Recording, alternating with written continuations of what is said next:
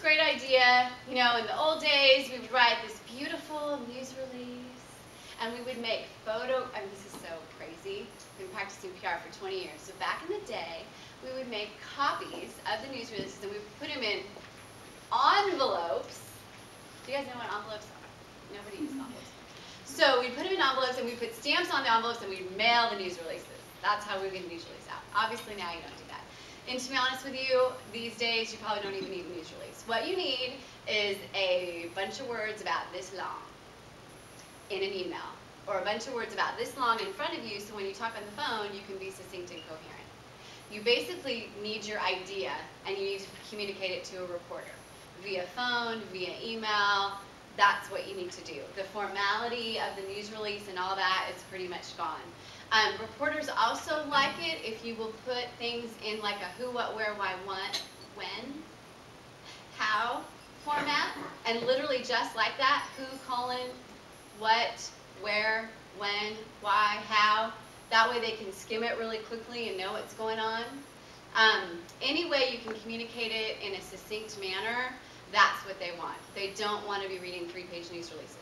However, if you have a beautiful news release, if you have the ability, time, resources to do that, you can certainly put that up on your website and put a link in that email. Hey, here's a link to some additional information, because reporters are obsessed with additional information.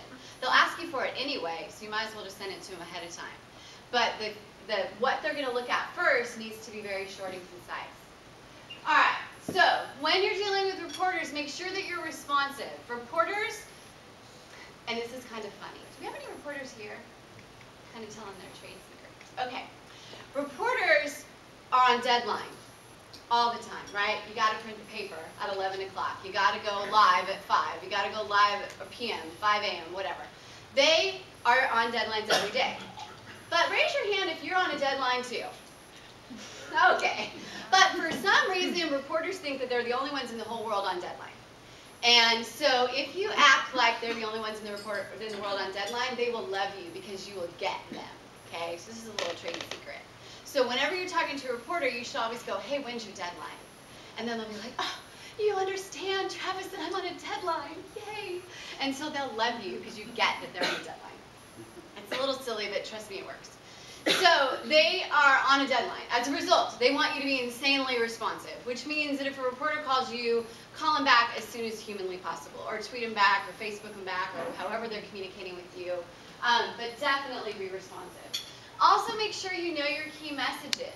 Have in mind what you're going to say before you make that communication. And I always recommend that everybody have a maximum of 3 key messages when you're talking to reporters. 3 is probably all our poor little brains can handle. 3 gives us enough variety that we can have different answers to questions. And 3 is a reasonable amount of information to end up in the story. And so people will say, well, what should be in my key messages? And the answer to that, of course, is what do you want in the story? So at the end of the day, the newspaper comes, or you look at it online, or you have it in front of you, whatever, however you like your present to be. What do you want to see in that story? And it's so amazing how some people don't think of things like that. They just think, oh, I'm going to do an interview. Woohoo, it'll be fun. And they don't think about what they want to accomplish with that. So know your key messages, and your key messages, all they are is what you want in the story. Have the right mindset. This is another thing that folks do incorrectly a lot of the time. They think that they're doing interviews to help the media, to help the reporter do their job, to just do that.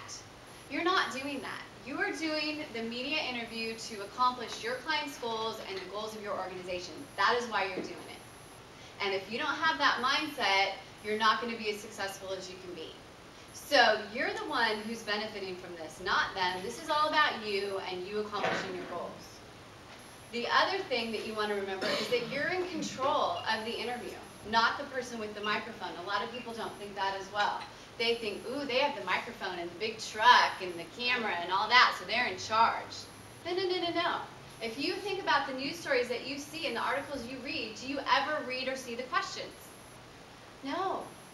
All you get are what? Who provides the answers? You. So I'm thinking in charge, right? Okay, anticipate That's why I wanted to shift your brain. Remember, I want you to learn to think like a reporter as much as possible. If you were the reporter, what questions would you ask? Have those answers. And if you have in mind, oh, I hope they don't ask. They will. Exactly, right? You're pretty much begging the universe to make that happen. So, don't do that. Say, wow, you know what? If the worst thing happened, they asked this question, have an answer ready. Because then for some reason you're making the universe not want them to ask that question. And if they do ask it, you're prepared. So anticipate those questions, even the ones that you don't want to answer. Always have what I call leave behind a physical piece of paper. If you're talking on the phone to a reporter, circle back via email. Provide something with words on it. Don't ever do stuff verbally. Ever, ever, ever. News reporters are just like everybody in this room. They're overworked, underpaid, stressed out, make mistakes. Don't give them the opportunity to do that with you and your business and your clients. You know, if you think you're pretty sure of what the interview is going to be about and you meet with them in person, hey, here's some things that I've thought about that might be helpful to you with your story. If you do it on the phone, when you hang up, circle back and pretty much just tell them everything again in an email. You know, Bethany, I really enjoyed talking with you. Just to help you out, you're under the auspices of helping them, I've recapped some of the key points that might be useful in your story. So don't give them the opportunity to make mistakes, especially if you've got data. If you have numbers, you know, link them back to your website in that email. Make sure that they've got all that information. It minimizes mistakes. And it's way better for you to do that than get annoyed later, because getting annoyed later is totally futile. Because do people do retractions? No. When's the last time you saw a broadcast journalist get on camera and go, you know that story at 5 o'clock? There was a mistake. In all of your life, have you ever seen? No. In all of my life, I've never seen that. Be brief and concise. Actually, in the spirit of that bullet, that's all we'll say. Don't get too comfortable. As you deal with journalists more, you will become affectionate toward them. You will like them, especially in this market. We have journalists that are amazing human beings that you just want to just hug and take home to dinner. However, at their core, they are still a journalist. So don't ever get too comfortable. And my rule, and it should be everybody's rule in this room, that you don't say something to a journalist that you don't want what? On the front page, or the lead story, or the first news story on, you know, at commute time on PMJ. Do not get too comfortable. That's the easiest way to get burned. And I don't think journalists are evil. I think journalists are doing their job.